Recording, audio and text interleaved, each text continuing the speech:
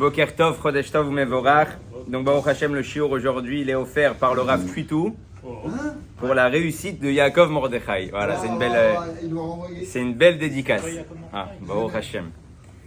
Bon, la semaine dernière, on a fini avec le Inyan. On avait promis qu'on allait développer ce Inyan-là cette semaine. Il y en a qui attendent ça, Baruch Hashem. Le Inyan de Klot HaNefesh, de l'élévation spirituelle à un point où on va voir que la Neshama, elle peut sortir du corps. Alors, juste avant de parler de la Neshama qui sort du corps, on avait parlé qu'à partir du moment où mon Sechel, mon Chochma Binah Da'at va commencer à contempler la grandeur de Dieu, on va arriver à une crainte de Dieu. On a parlé de quelle crainte la semaine dernière, le Tanya nous parle en réalité, c'est pas la crainte de la punition. La crainte de la punition, on a bien développé le sujet, qu'en fait c'est une crainte personnelle, c'est pas une crainte réelle, c'est pas un respect réel envers Dieu.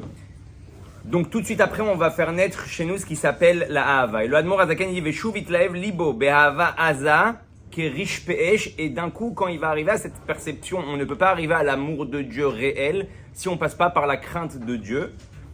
Et il commence le niveau de rish pe'esh. La Ahava berish pe'esh, c'est un amour qui s'appelle un amour de feu, comme un feu. Dans plusieurs prakim, il va développer la Ahava beta'anugim. C'est encore une autre sorte d'amour, un amour avec un plaisir inouï. Ça, c'est Bezrat Hashem Od Me'at, parce qu'on va pas sauter les étapes. En tout cas, il parle de Kirish Pe'esh. C'est quoi la différence entre Rish Pe'esh, juste comme ça une parenthèse, et Ahava Beta'anugim? Rish Pe'esh, vous savez que le feu, quand on allume le bois, on allume des charbons, ça fait beaucoup de bruit, beaucoup d'étincelles. Cet amour-là, en réalité, ça prouve que tu es encore loin. Enfin, c'est pas que ça prouve, c'est que tu es au début de ta flamme, tu es au début de l'allumage, et donc tu fais beaucoup de bruit. C'est pour ça qu'on considère que la Ahava Kerish Pe'esh, ça fait référence au Shema Israël. C'est pour ça qu'on dit Shema Israël, Hashem Elokeinu, Hashem Echad. Et après, on va arriver à ce qui s'appelle le niveau de Ahava Beta'anugim. Ça, c'est pendant la Hamida. Et pendant la Hamida, il n'y a plus de bruit. Et ça, c'est une perception qui est très profonde. Un homme qui fait beaucoup, c'est plus haut. Un homme qui fait beaucoup de bruit, en général, c'est qu'il est loin de la chose. Quand il est proche de la chose et que c'est acquis chez lui, c'est sheket. C'est la différence un petit peu entre ce qui s'appelle les Baalei Tshuva, qui font beaucoup de bruit. Va Yavor, on va bientôt rentrer dans Elul. Amona Yalpana Vaikra, et ça hurle. Pourquoi? Parce que je sens que je suis loin de Dieu et que j'ai besoin de me rapprocher. Les grands tzadikim, ils n'ont pas besoin de faire des hurlements et des cris. Ils font leur Vayavor, leur Veurachum. Ils savent qu'ils sont à côté d'Hachem. Hachem, il les entend. C'est quand qu'on crie, c'est quand on se sent loin, il faut qu'on nous entende. Et il te dit maintenant, en réalité, c'est ça la différence aussi entre Ahava, donc Beta'anugim et Ahava Kerish Pe'esh. Et ça ressemble à l'image d'un papa. Par exemple, vous savez quand un papa, il prend son fils dans les bras, il prend son fils sur les genoux. Alors le fils, il se sent proche du père, il n'y a pas de bruit. Et quand le papa, en réalité, il veut des fois rappeler au fils qu'il doit aussi des fois savoir se sentir loin, ça c'est une perception aussi très profonde. Le rabbi dit des fois quand on est sur les genoux de papa et on est sur la table et on est en train de jouer, on oublie des fois qu'on est sur les genoux de papa par la proximité, par le bon sentiment qu'on est à côté d'Hachem, on oublie de s'améliorer. On oublie des fois d'avancer. Je ne parle pas des tzadikim qui sont Ahava Beta'anugim, mais même chez nous, il y a cette perception-là que quand on est proche, on se sent bien. Et quand on se sent bien, on peut oublier d'avancer.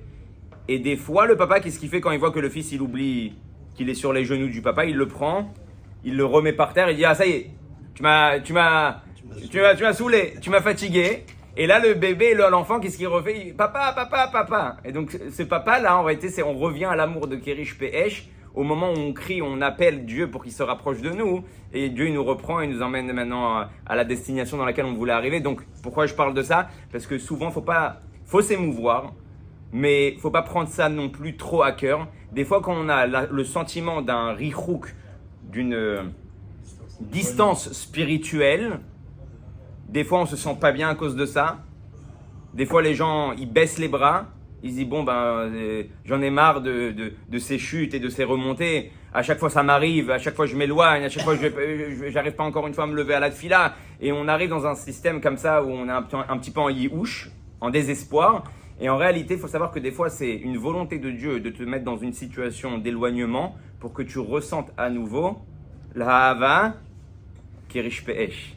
Et c'est comme des gechalim, c'est comme du charbon. Le charbon, quand tu l'allumes, il fait du bruit. Au bout d'un moment, quand le feu il est bien chaud, il a bien attrapé, ça y est, il y a les braises, c'est sheket, on n'entend plus rien. Maintenant qu'on on a parlé de cet amour-là qui est riche Pe'esh, on est en feu de la grandeur de Dieu, on a envie de s'approcher de Dieu.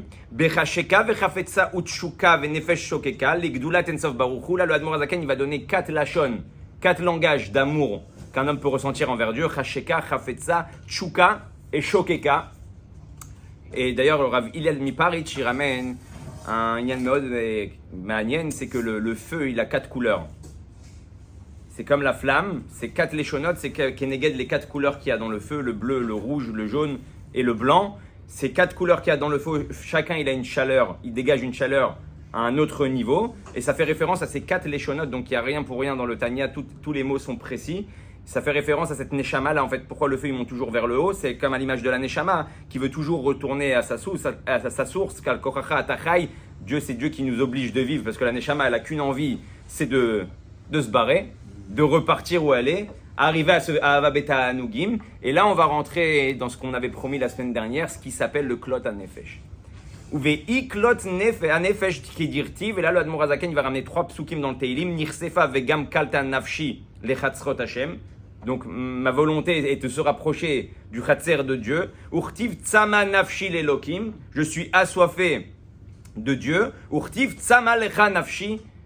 Encore une fois, je suis assoiffé de Dieu, mais dans cette troisième fois, il y a une précision, c'est qu'il ne ramène pas le nom de Dieu. Et si vous vous rappelez, dans le cours d'avant, on avait parlé de 3 niveaux. De Memale Kol Almin, la lumière qui habille les mondes, qui emplit les mondes. Sovev Kol Almin, la lumière qui entoure les mondes. En fait, c'est une lumière illimitée qui s'habille dans le monde. Donc, on a la lumière limitée qui rentre dans le monde. On a la lumière illimitée aussi qui rentre dans le monde. On avait dit la différence entre les deux, celui qui veut voir. La semaine dernière, on avait parlé de ça. La différence entre le limité et le limité, ce qu'on peut percevoir et ce qu'on ne peut pas percevoir. Et après, on avait dit, on arrive au niveau qu'il n'y a plus rien. Akadosh Baruch Hu, il est au-dessus de cette lumière-là. Il est au-dessus de cet enchaînement des mondes.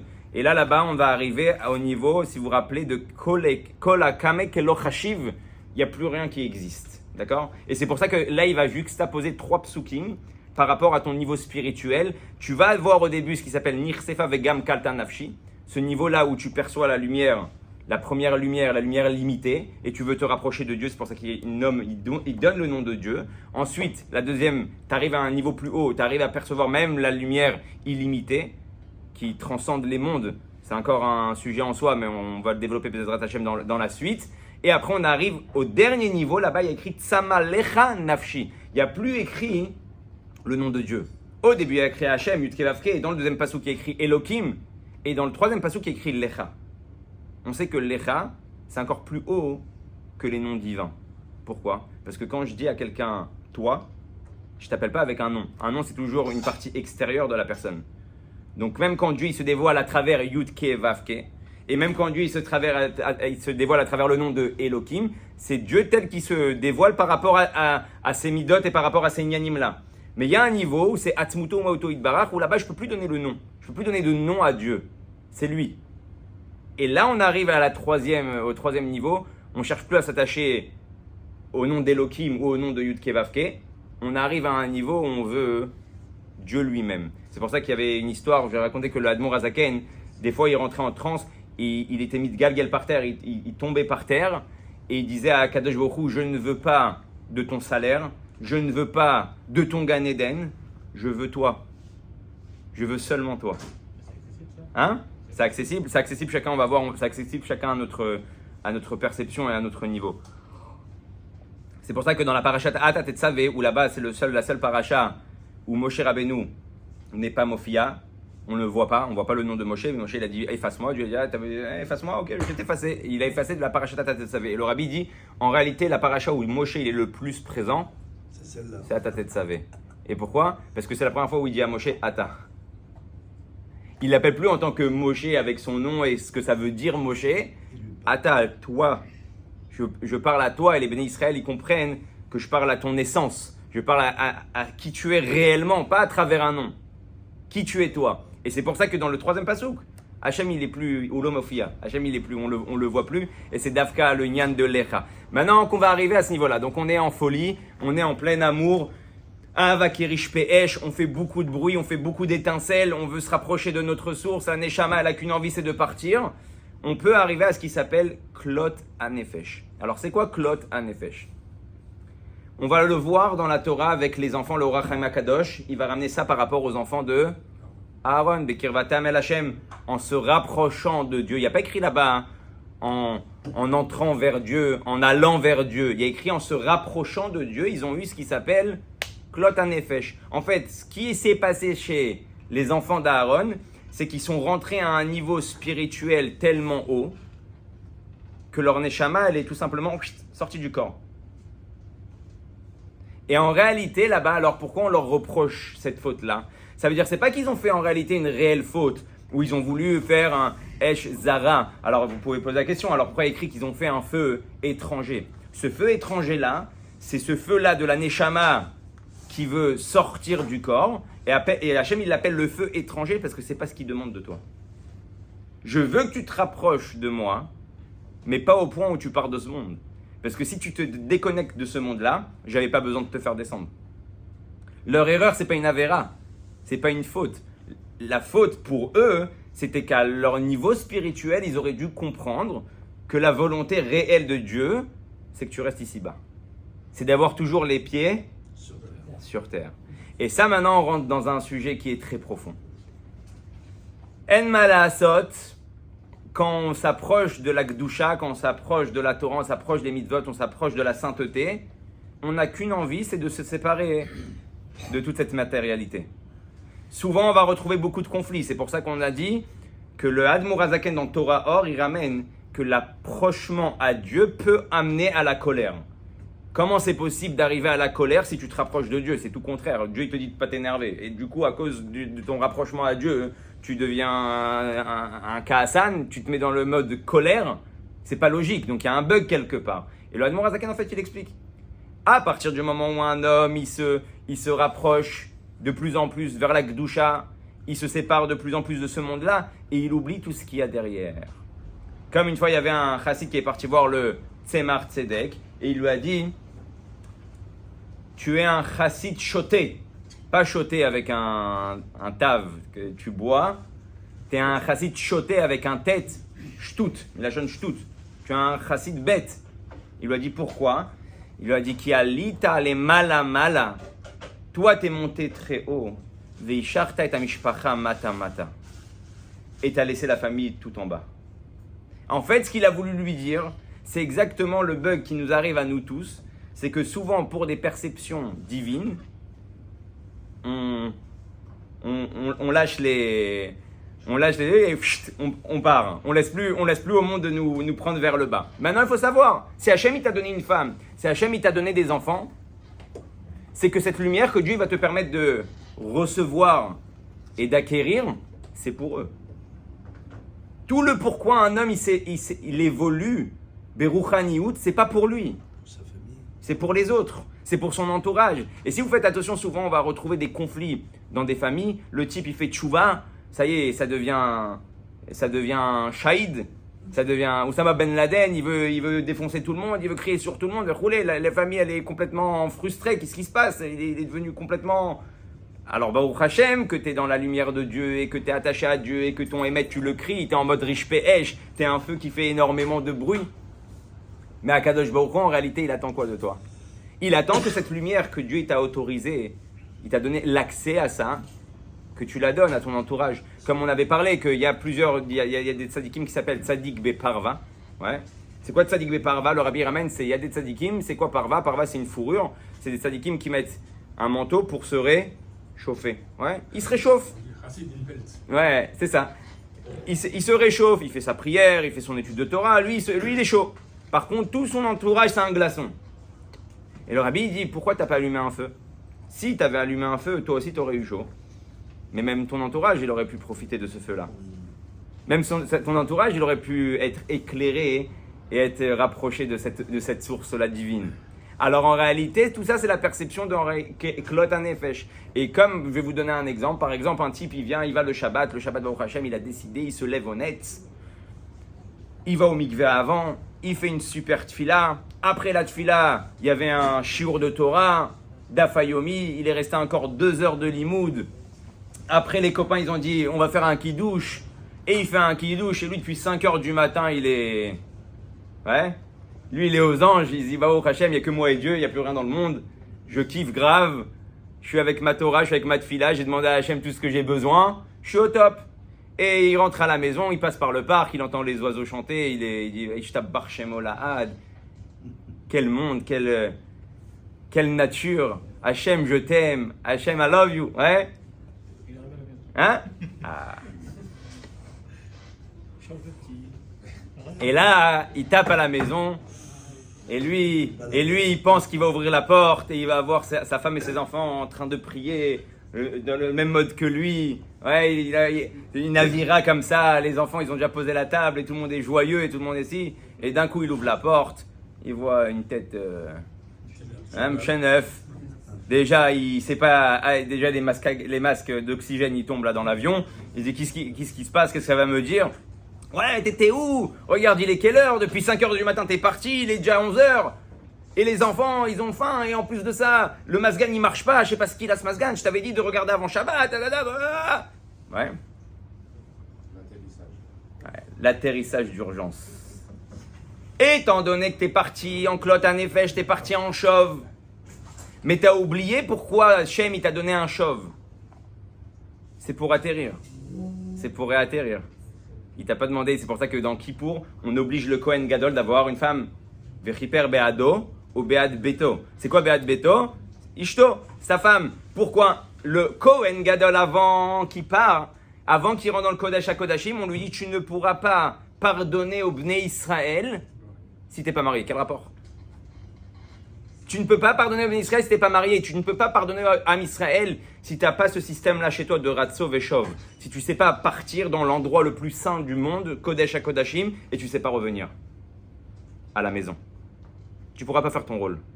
Tu ne pourras pas faire la volonté d'Akadosh Baruch Hu. Et c'est ça tout le Inyan de Klot Hanefesh. Donc le type, il rentre à la maison. Il n'a pas su atterrir au moment où il était dans le parc, où il dit ça y est, tout ce que j'ai pris, Bezrat Hashem, c'est pour le donner à ma femme et mes enfants. La Panim, être joyeux, passer un bon Shabbat, donner des petits chidushim, tout ce que j'ai appris. Lui, il est perché dans son endroit.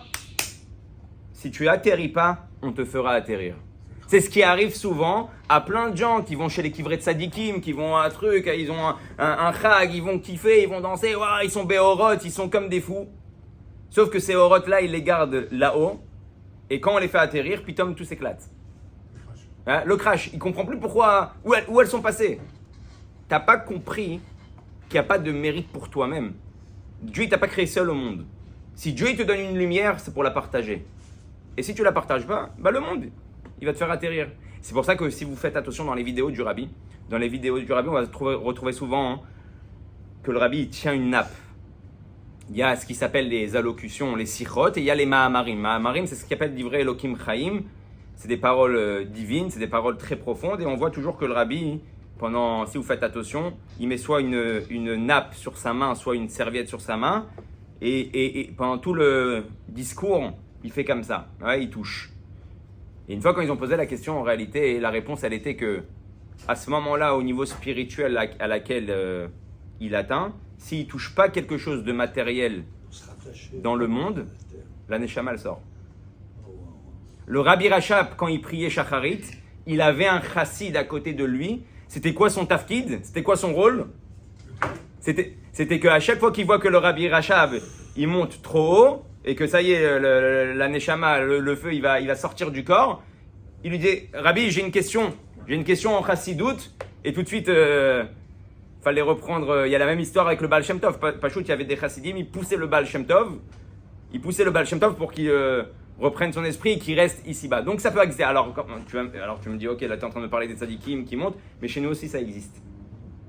Chez nous aussi à un niveau beaucoup plus bas, on a toujours cette envie-là, c'est une malasot, c'est à l'intérieur de toi, c'est comme un magnet, c'est comme un aimant. Tu n'as qu'une envie, c'est toujours aller plus haut vers le divin et d'oublier tout le reste. Et c'est ça tout le Inyan que le Admour Azaken il est en train de t'enseigner.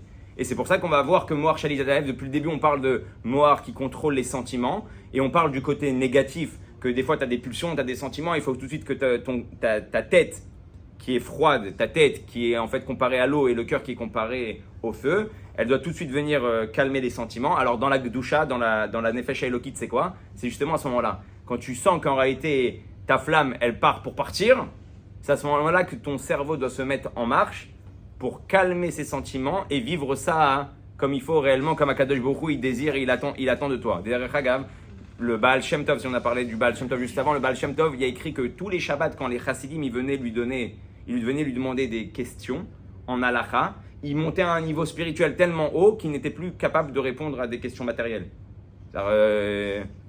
Tu me parles de Sheakol, tu me parles de Borémine Mésonote, il est plus dans le mésonote, il est plus dans la farine, il est plus dans le blé, dans les gâteaux, il est autre part. Il y a écrit là-bas que le Baal Shem Tov, il a prié et a demandé à Dieu de pouvoir, même pendant les Shabbats, répondre aux questions d'halachot qui concernent ce monde-ci. Et le rabbi il dit, attends 2 secondes, si tu es arrivé à une adresse aussi haute, pourquoi tu demandes à Dieu de redescendre? Parce que la vraie preuve de ta grandeur et de ton élévation spirituelle, c'est quand tu sais redescendre. Quand tu sais prendre cette lumière-là, cette Torah-là qui est énorme, et l'habiller dans ta vie de tous les jours, l'habiller dans ton travail, l'habiller dans ton entourage, l'habiller dans ta famille, si tu sais faire ça, alors là, tu es dans la lumière limitée et la lumière illimitée. Tu as pris les deux, tu les as mis ensemble, tu es en train de faire ce qu'Akadosh Baruch Hu, il attend de toi. Ça, c'était l'ignan de Klot Anefesh. Je vous ai raconté l'histoire du Admour Azaken qui se roule par terre. Peut-être qu'on arrivera à ce niveau-là, mais ça nous donne déjà. Le rabbi dit que toutes les histoires qu'on entend, c'est qu'on a un kécher avec, comme on avait dit la dernière fois. Une histoire qui ne te concerne pas ne t'arrivera jamais aux oreilles. C'est-à-dire que toutes les histoires que tu vois avec Yosef Hatzadik, avec Moshe Rabbeinu, avec Aaron, ce que tu ne peux pas atteindre, ce qui ne te concerne pas, la Torah ne te le dit pas. Alors, c'est pour ça que des fois, on peut voir les sipurim de tous les rabbanim, de tous les trucs. Tu dis, ah bon, c'est des rabbanim. Non. Chacun à son niveau peut arriver à la même nekuda que tu regardes, que tu vois dans cette histoire-là. Et on continue, Be'ezrat Hashem. V'atzimaon ou miyesod ha'esh et benefesh ha'elokit. Et vous vous rappelez que dans le premier chapitre du Tanya, on avait parlé que le monde il est formé avec 4 éléments fondamentaux. L'eau, le vent, la terre et le feu. Et donc, le feu, on avait dit, dans la nefesh abamit, dans l'âme animale, c'est ce qui m'emmène à la colère. Ouais, il est chaud. Ou même à des avérotes ou à des bêtises par rapport à cette chaleur-là. Et dans la nefesh alokit, alors c'est quoi ce feu-là? C'est le feu qui va te donner soif de te rapprocher, comme on a dit, d'Akadosh Baruch Hu. Il y a écrit, Oi, kol tzam elechu lamaim. Tous ceux qui ont soif, allez boire de l'eau. Allez boire de l'eau, c'est quoi? Maïm, c'est la Torah. Et c'est pour ça aussi qu'on a maintenant une des solutions de pourquoi les gens aujourd'hui se sentent pas bien à l'intérieur d'eux. Tout simplement, tu as une neshama qui est du feu, qui te donne soif, et tu bois pas. Et comme tu bois pas, tu sais pas ce que tu as. Ouais, je sais pas ce que j'ai. Ouais, je sais pas ce que j'ai. Et du coup, les gens, ils pensent que toute leur vie, il y a que des problèmes, avec des soucis, ils se sentent pas bien, ils ne savent même pas expliquer pourquoi ils se sentent pas bien. Alors il dit peut-être faut que je vais y voir un psychologue, un coach, un ci, un ça, et il va payer 400 et 500 et 800 shekels la consultation. Je dis pas quand il y a vraiment besoin et que le rav il a dit vas-y, il faut que tu y ailles, donc tu y vas. Mais avant ça, pourquoi tu bois pas? Si tu bois, tu prends la Torah, tu calmes ta neshama, c'est bon, tu n'as plus soif. Donc le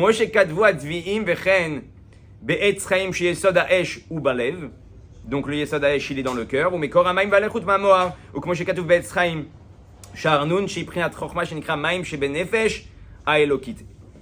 savez que le Zohar il ramène pourquoi un juif pendant sa prière et pendant son étude il bouge, parce qu'il a cette flamme là, il a ce esh là en lui. Ouais, et comme le feu, c'est quelque chose qui bouge aussi vers l'avant, et comme la flamme vers l'avant et vers l'arrière, c'est pour ça qu'il a ça. Une fois en Russie, il y avait un type qui est rentré dans un Beth Midrash, et le type, il était devant son livre, et il bougeait pas comme ça. Le Rosh Yeshiva, il va voir le Mashgiach de la Yeshiva, il lui dit, c'est un espion, ouais, c'est un communiste. Il lui dit, comment tu sais? Il dit, ça fait 1h30 qu'il est là, il n'a pas bougé une fois. Ouais. Clac, un bloc. Il est carré, il bouge pas. Il a pas la neshama à l'intérieur de lui qui le fait, qui le bouge. Ushar amidot kulam emanfe aira ve'ava vetoldotem kmo shenitbaer b'makom acher. Et donc de là va découler. Donc maintenant on a compris qu'on a ava et ira, chesed ou gvura, et tout le reste ça découle, ça va de soi. Toutes les autres midot qu'on avait appris dans le cours où il y avait écrit notion kabbalistique, dans le cours là-bas où on avait parlé des sphirotes, elles vont découler automatiquement. Donc tout le travail il est dans Abba ve'ima, il est dans donc Chochma et Bina, qui emmène, on avait dit, les enfants, qui emmène Chesed Gvura, l'amour et la crainte de Dieu. Et cet amour et la crainte de Dieu, elle va te tracer ton chemin dans tout le reste des midot. Maintenant, je sais pas, on a encore un petit peu de temps. Ouais, 5 minutes.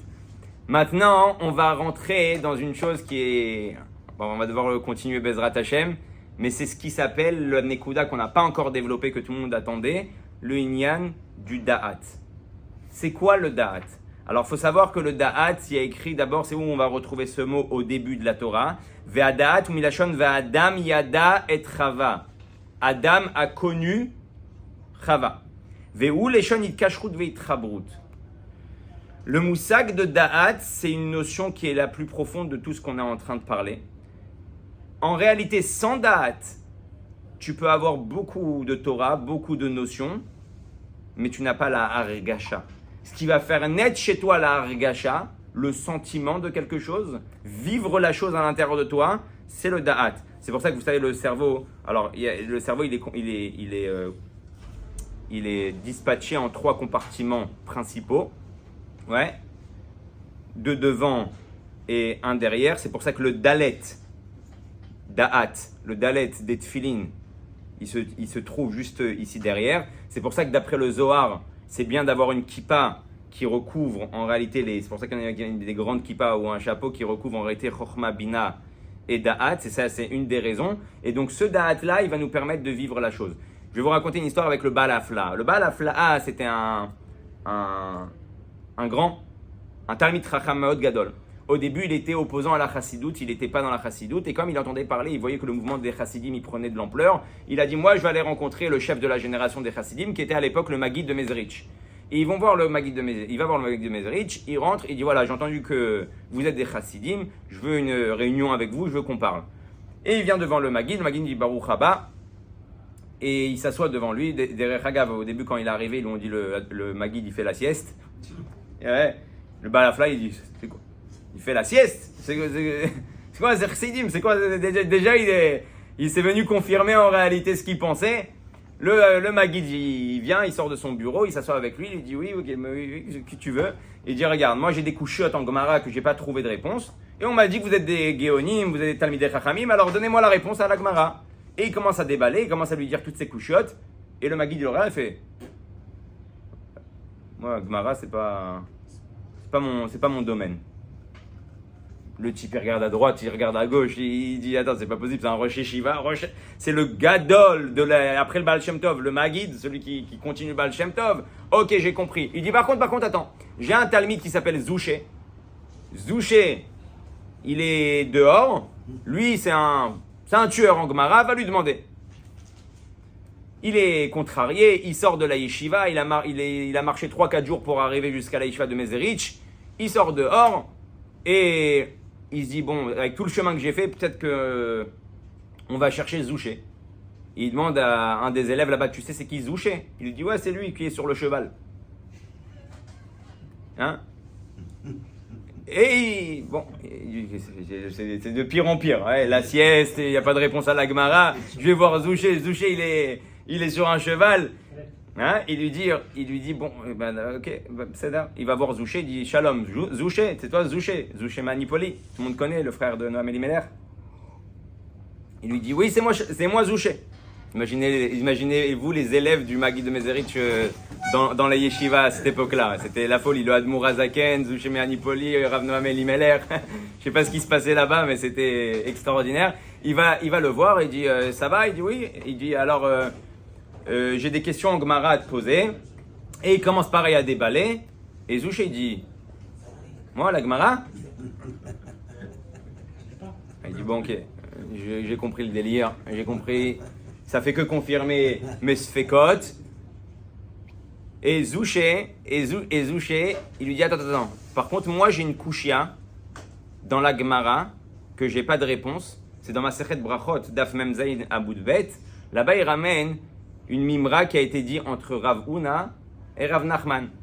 Rav Huna, il dit, si maintenant on est 9, ouais, on est 9 dans le minyan, on peut prendre le Aaron à Kodesh, et les Tsaref autour de la minyan, et ouais, l'associé au minyan, il devient le 10e. Et Rav Nachman, il dit quoi? Aaron Gavraou. Le Aaron, c'est un homme. C'est une armoire. C'est quoi ce truc? Ah, ok. Bon, on passe à un autre sujet. Ok, Mechila. Après, on explique qu'en réalité, c'était pas ça sa kavana. Verroulé. Et lui, Zouché, il dit 2 secondes. J'ai une question. La Gemara, on sait que c'est la Torah orale. Elle a été écrite pour pas que la Torah s'oublie. Comme on a écrit la Torah, comme on a écrit la Mishnah, on est parti récolter tout ce qui a été dit dans les Beth Midrash, et on a fait de ça la compilation de la Gemara pour pas que le Ham Israël il oublie tous les diyunim qu'il y a eu au niveau de la halacha. Il dit, quand ils ont écrit la Gemara, ils voient qu'il y a une histoire qui est farfelue. Il a dit non, l'armoire c'est un homme, rajoute-le. Après il dit ah non, ouais, c'était pas ça sa kavana. Pourquoi tu m'écris toute l'histoire? Écris-moi directement la kavana, le sauf que la vraie kavana qu'il avait Rav Huna quand il a dit c'était quoi une armoire. Et là, le Baal Afla, il reste bouche bée. Il me dit je sais pas, j'ai pas la réponse. Et Zouché lui dit la Torah elle a voulu t'apprendre un enseignement. Il y a rien qui est écrit pour rien. Il dit tu peux être Aaron Malé Sfarim, tu peux être une armoire remplie de livres. Aval ben Adam Atalo. Un homme tu n'es pas. Il lui a dit viens, reste à Mezerich et on va t'apprendre à être Gavraou. Le Baal Afla il est resté à Mezerich et c'est devenu un grand chassid du Maguid de Mezerich. Pourquoi on parle de ça? Parce qu'un homme peut emmagasiner beaucoup de données, mais s'il n'a pas le da'at, et c'est ça qu'on va développer Bezrat Hashem la semaine prochaine, s'il n'a pas le da'at, milachon, Adam Yada et Trava, tu connais pas la chose, tu ne vis pas ce que tu apprends, tu restes une belle armoire avec peut-être plein de livres, tu as beaucoup de perceptions, beaucoup de notions, mais tu vis pas la chose. Et donc en fait, tu as loupé et tout le pourquoi tu as Chokhma et Bina. Si tu n'arrives pas au Da'at, tous les sphirotes en bas, elles ne peuvent pas commencer à faire naître des enfants, faire naître des midot. Bezrat Hashem, on continuera la semaine prochaine.